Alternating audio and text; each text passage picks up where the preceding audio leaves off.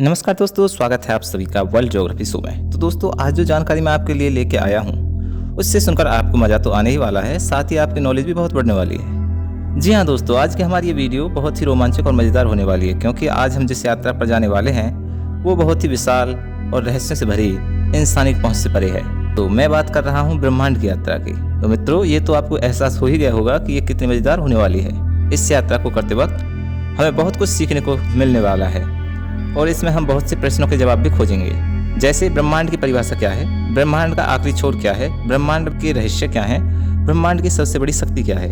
ऐसे ही हैरान कर देने वाले प्रश्नों के उत्तर खोजने के लिए हम ब्रह्मांड की सैर पर निकल रहे हैं। तो दोस्तों, इससे पहले कि हम सैर पर निकलें, आप भी तैयार हो जाइए और अपनी सीट बेल्ट बांध लीजिए। दोस्तों, ये है हमारा आवास, हमारी धरती, जहाँ पर हम रहते हैं। कितना अच्छा पर्यावरण और प्रकृति हम सबके पास है। कितनी अच्छी है ये हमारी धरती, और कितनी बड़ी भी कि ये हम सबको अपनी गोद में इतने प्यार से रखती है। कहाँ पर टिकी है ये, कैसी दिखती है ये। ऐसे ही प्रश्नों के जवाब पाने के लिए चलते हैं अपनी अनोखी यात्रा पर।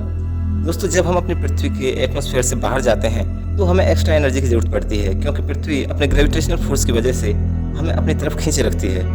खैर, चलिए यात्रा शुरू करते हैं। ये देखिए, ये हमें क्या दिखाई दे रहा है। ओह, इंसानों द्वारा बनाई गई अभी तक की सबसे महंगी और बड़ी संरचना, स्पेस सेंटर। बहुत ही मजेदार है ये। जी हाँ दोस्तों, सही सुना आपने, मानव द्वारा निर्मित यह अभी तक की सबसे महंगी संरचना है। इसमें लगभग 6 इंसान भी रहते हैं। यह 27,580 किलोमीटर की रफ्तार से पृथ्वी के चक्कर काट रहा है। यह पृथ्वी से 400 किलोमीटर ऊपर 24 घंटे में 16 बार पृथ्वी के चक्कर लगाता है। चलिए आगे बढ़ते हैं। देखिए, ये हमें क्या दिखाई दे रहा है। ओह, गौर से देखने में पता चलता है ये मानव निर्मित उपग्रह हैं, जिन्हें हम सैटेलाइट कहते हैं। ये हजारों सैटेलाइट पृथ्वी के चक्कर लगाते रहते हैं और अपने अपने देश को जरूरी सूचना इकट्ठा करने में मदद करते हैं। जैसे कि कृषि के लिए कब बादल आएंगे, कैसा मौसम रहेगा, ढेर सारी ऐसी ही जानकारी हमारे सैटेलाइट हमारी पृथ्वी पर भेजते रहते हैं। चलिए अपने अगले पड़ाव की ओर, किसी अपने के पास। ये क्या है? ओह, ये तो अपना मामू है। हाँ दोस्तों, ये अपना चंद्रमा है, पृथ्वी का एकमात्र उपग्रह जो पृथ्वी की परिक्रमा करता रहता है। यहाँ हमारी पृथ्वी जैसा कुछ भी नहीं है, न धरती हरी भरी है और न ही यहाँ पानी है। लेकिन हमारे इसरो के वैज्ञानिकों ने चंद्रयान 1 से ये पता लगाया कि यहाँ पानी मौजूद है, लेकिन ऐसे नहीं जैसे हमारी धरती पर है। यहाँ का मौसम भी अलग है और यहाँ जीवन भी नहीं है। वैज्ञानिकों की माने तो चंद्रमा का जन्म आज से लगभग 4.5 अरब साल पहले धरती से मंगल जैसी बड़ी उल्कापिंड टकराने से हुआ। यह टकराव इतना भयानक था कि धरती से बहुत बड़ी मात्रा में मलबा सौर मंडल में फैल गया और वही मलबा धीरे धीरे इकट्ठा होकर हमारी चंद्रमा बना। चलो अब आगे चलते हैं। ठहरो, चंद्रमा से हमारी पृथ्वी कैसी दिखाई देती है, जरा ये तो देखें। वाह, बहुत ही शानदार। ये तो बिल्कुल नीली दिखाई देती है। कितनी अच्छी लगती है हमारी धरती, है ना। अब हम पृथ्वी से 3,84,400 किलोमीटर दूर पहुंच गए हैं। पता भी नहीं चला, बात ही बातों में सफर कितनी जल्दी कट गया। एक और मजेदार चीज, चंद्रमा पर हवा नहीं है, इसलिए हम अपने एस्ट्रोनॉमर्स के पैरों के निशान अभी भी देख सकते हैं और ये हजारों साल तक ऐसे ही दिखाई देते रहेंगे, क्योंकि यहाँ हवा नहीं चलती, इसलिए यहाँ धूल भी नहीं जो इनको हटा सके। चलो अब आगे बढ़ते हैं। देखो आगे हमें क्या दिखाई दे रहा है। ये तो हमारा सबसे नज़दीकी पड़ोसी है, शुक्र ग्रह। ये हमारा सबसे नज़दीकी पड़ोसी हमसे लगभग 41 मिलियन किलोमीटर दूर है। यहाँ का एक दिन पृथ्वी के 243 दिन बराबर होता है। यह हमारे सौरमंडल का एकमात्र ऐसा ग्रह है जो पूर्व से पश्चिम की ओर घूमता है। यह आकार में लगभग पृथ्वी के ही बराबर है। शुक्र ग्रह का व्यास 12,092 किलोमीटर का है, जो कि पृथ्वी की तुलना में केवल 650 किलोमीटर कम है, और इसके द्रव्यमान भी पृथ्वी का 81.5% है। इसलिए वैज्ञानिकों ने इसे पृथ्वी की बहन अथवा जुड़वा के रूप में वर्णित किया है। जब रात को हम अपनी पृथ्वी से तारों को देखते हैं तो चंद्रमा के बाद सबसे चमकीला ग्रह हमें शुक्र ही दिखाई देता है। शुक्र बहुत गर्म ग्रह है। यह लोहे के चट्टानी मेंटल और सिलिकेट क्रस्ट से बना है। इसका तापमान 425 डिग्री सेल्सियस तक पहुंच जाता है। ये इतना है कि लीड धातु को भी पिघला सकता है। ये इतना गर्म क्यों है? इसकी वजह यह है दोस्तों कि इसका एटमॉस्फेयर ऐसा है कि सूर्य की किरणें इसके अंदर तो आ जाती हैं लेकिन बाहर नहीं जा पाती, जिसकी वजह से हमेशा गर्म होता रहता है। और इसका वातावरण 2 परतों में देखा जा सकता है। पहला, बादलों से घिरा वातावरण जो पूरे ग्रह को घेरे रहता है। दूसरा, ग्रह की असली सतह। शुक्र ग्रह पर ज्वालामुखियों की भरमार है। यहाँ 100 किलोमीटर के दायरे में आपको लगभग 150 ज्वालामुखी मिल जाएंगे, कुछ निष्क्रिय तो कुछ क्रियाशील। इस ग्रह की जानकारी वैज्ञानिक रडार मैपिंग विधि से जुटाते हैं, क्योंकि ये बादल के पार सटीक मैपिंग करने में अधिक कामयाब हैं। यहाँ बारिश तो होती है, लेकिन पानी की नहीं, एसिड की। जी हाँ दोस्तों, यहाँ पानी की बारिश नहीं होती, यहाँ एसिड की होती है। वो भी जमीन पर गिरने से पहले ही वातावरण में भाप बनकर उड़ जाती है। अनुमान है कि अरबों साल पहले यहाँ पानी था, लेकिन समय के साथ ओवल कर भाप बनकर उड़ गया और एक नए तरीके का ग्रीन हाउस इफेक्ट यहाँ तैयार हो गया। चलिए दोस्तों, अब आगे चलते हैं, देखते हैं हमें आगे कौन मिलता है। ये हमें क्या दिखाई दे रहा है? ओ, लाल ग्रह। ये तो अपना मंगल ग्रह है, हमारे वैज्ञानिकों का सबसे भरोसेमंद जीवन की उम्मीदों का ग्रह। जी हाँ दोस्तों, ये वही जगह है जहाँ हमारे वैज्ञानिक बस्ती बसाना चाहते हैं। उनके अनुसार पृथ्वी के बाद मंगल ग्रह ही जीवन के लिए सबसे अनुकूल जगह है। यह वही जगह है जहाँ हमारे इसरो ने एक फिल्म की लागत से भी कम बजट में अपना मंगलयान पहली ही बार में सफलतापूर्वक भेजा था, और वो आज भी हमें मंगल ग्रह के बारे में बहुत ही अच्छी जानकारी भेज रहा है। 24 सितंबर 2014 को भारत मंगल ग्रह पर पहुंचने वाला चौथा देश बना। मंगल ग्रह पृथ्वी से लगभग 5.5 करोड़ किलोमीटर दूर है। ये इसकी सबसे कम डिस्टेंस होता है। यहाँ का एक दिन कुछ सौल कहा जाता है। यहाँ का एक दिन 24 घंटे 37 मिनट 35 सेकंड का होता है, और एक वर्ष पृथ्वी के 687 दिनों के बराबर होता है। यहाँ की मिट्टी में लोहे खनिज में जंग लगने के कारण यह लाल रंग का दिखाई देता है। मंगल के 2 उपग्रह हैं, फोबस और डॉम्स, जिसमें से एक प्राय 8 घंटे में और दूसरा लगभग 30 घंटे में अपना चक्कर लगाता है। वैज्ञानिकों का मानना है कि मंगल पर लाखों करोड़ों साल पहले जीवन रहा होगा और यहाँ पानी भी बहुतायत में होगा। हमारे पूर्वज यहाँ रहे होंगे, लेकिन समय के साथ सब कुछ बदल गया। मंगल ग्रह पर आए हैं तो इस पहाड़ की चर्चा न हो, ऐसा हो नहीं सकता। वैज्ञानिकों ने मंगल ग्रह पर 2 अरब वर्ष से सक्रिय ज्वालामुखी की खोज की है। इसकी ऊंचाई 27.3 किलोमीटर है। इसका नाम ओलंपस मून है। चलो अब आगे चलते हैं और मिलते हैं अपने सौरमंडल के सबसे छोटे ग्रह से। जी हाँ, अब हम सूर्य के सबसे नजदीकी यानी बुध ग्रह पर पहुंच गए हैं। ये ग्रह बिल्कुल हमारे चंद्रमा जैसा दिखाई देता है और इस पर बड़े बड़े गड्ढे मौजूद हैं। इसके दिन और रात के टेम्परेचर में बहुत बड़ा फर्क है। जहाँ इसका रात का तापमान -170 पहुंच जाता है, वहीं यह दिन में 400 डिग्री को भी पार कर देता है।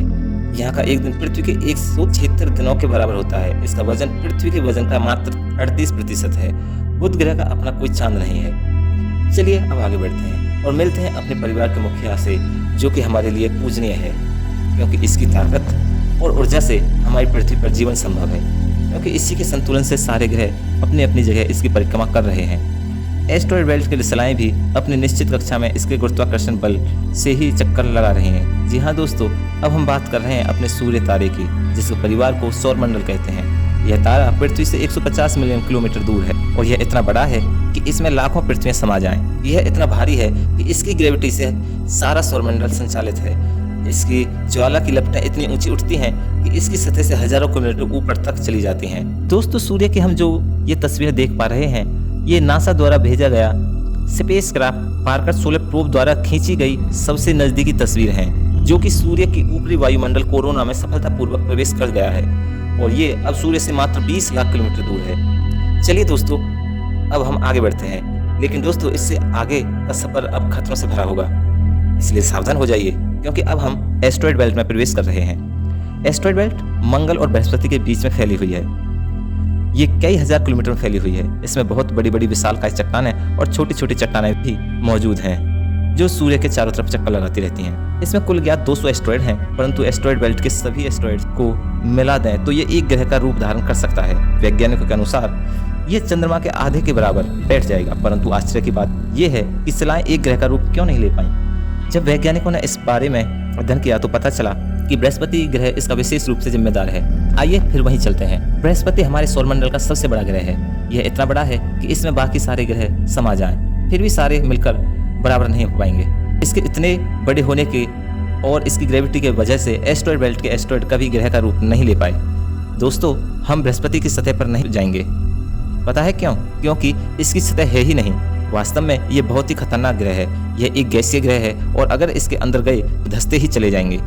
इसलिए हम इसकी दूर से ही झलक देख रहे हैं। दोस्तों, बृहस्पति के पास आए हैं तो इसे देखे बिना कैसे जा सकते हैं। यह है बृहस्पति की आंख। दोस्तों, असल में ये आंख जैसा दिखाई देने वाला दृश्य बहुत ही खतरनाक तूफान है।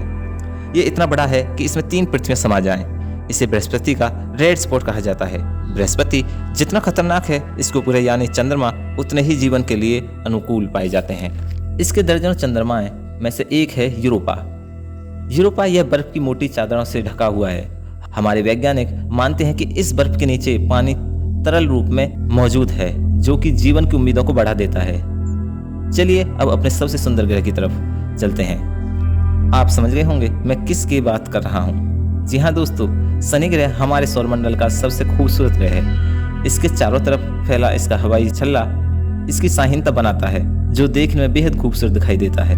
गजब है ईश्वर की बनाई गई ये संरचनाएं, जो हमें हर क्षण रोमांचित करती रहती हैं और हमारी जिज्ञासा को बढ़ाती रहती हैं। यह छल्ला लाखों किलोमीटर में फैला है। शनि ग्रह भी बृहस्पति की तरह एक गैसीय प्लैनेट है। देखो, ये है शनि ग्रह का चंद्रमा टाइटन। इसका अपना एक एटमॉस्फेयर है, वातावरण है। पृथ्वी की तरह यहाँ भी ऋतुएं बदलती हैं, वर्षा होती है। यहाँ भी नदियाँ हैं, सागर हैं, लेकिन ये वर्षा नदियाँ और सागर पानी के नहीं बल्कि लिक्विड नेचुरल गैस के हैं। ये वही गैस है जिसके लिए आज हमें भारी भरकम कीमत चुकानी पड़ रही है, और यह पृथ्वी पर मानव के लिए बहुत उपयोगी एनर्जी है। अगर इसे हम अपनी पृथ्वी पर ले जाएं तो हजारों साल तक ये हमारी जरूरतों को पूरी कर सकती है। लेकिन क्या ये संभव है? अभी नहीं, इस बारे में फिर कभी बात करेंगे।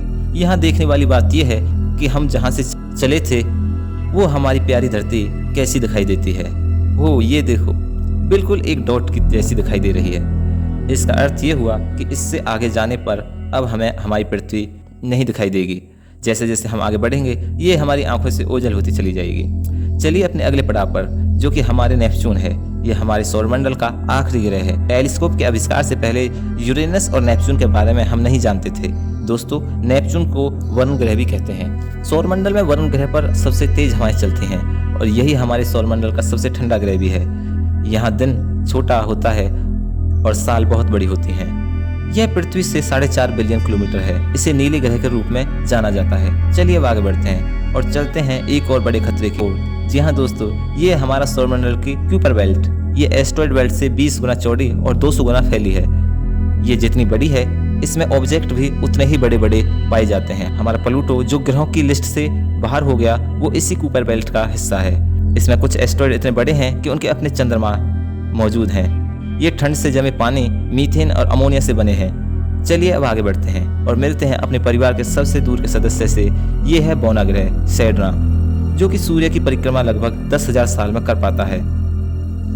चलिए अब वो समय आ गया है जब हम अपने सौरमंडल के बाहर की सैर करेंगे। देखिए यहाँ हम क्या देखते हैं। ओहो, ये तो अपना वाइजर 1 स्पेसक्राफ्ट है, मानव इतिहास का सबसे दूर पहुंचने वाला अंतरिक्ष यान। इसने ब्रह्मांड को समझने में हमारी बहुत मदद की है।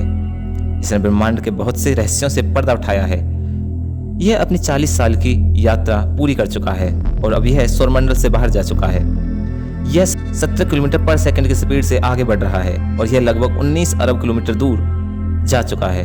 यह इतना है कि यहाँ से इसके सिग्नल भी कभी कभार ही मिल पाते हैं। तो दोस्तों, यहाँ से हमारी पृथ्वी तो दिखाई नहीं देगी, लेकिन हम अपने सूर्य को तो देख सकते हैं। ये देखिए दोस्तों, यहाँ से हमारा सूर्य अन्य तारों की तरह दिखाई देता है। लेकिन दोस्तों, इतनी दूर आने के बाद भी हमें कुछ ऐसा देखने को मिला जो ये बताता है कि यहाँ भी सूर्य की ग्रेविटी का असर है। जी हाँ दोस्तों, ये देखो कॉमेट्स जो कि अरबों की संख्या में मौजूद हैं। ये सभी सूर्य की ग्रेविटी से बंधे हुए हैं। इन कॉमेट्स में इतना पानी है कि अगर सभी के पानी को इकट्ठा किया जाए तो ये पृथ्वी पर मौजूद सभी रूपों के जल के जोड़ से भी अधिक होगा। वैज्ञानिकों का मानना है कि इस बर्फीली चट्टानों में कहीं ना कहीं जीवन के पनपने की भारी संभावनाएं मौजूद हैं। हो सकता है वो जीवन एक बैक्टीरिया के रूप में हो या अन्य रूप में इन बर्फीली चट्टानों में मौजूद हो।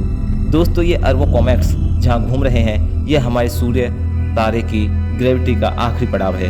यहाँ के बाद हमारे सूर्य की ग्रेविटी कमजोर पड़ने लगती है और एक नई अदृश्य दुनिया का प्रारंभ होता है। लेकिन उसमें जाने से पहले मैं आपको बता दूं कि ये हमारे सूर्य की ग्रेविटी का आखिरी पड़ाव, जिसमें ये छोटे छोटे बर्फीले चट्टानें घूम रही हैं, इसे ऑर्ट क्लाउड कहते हैं, जो सूर्य परिवार को चारों तरफ से घेरे हुए है।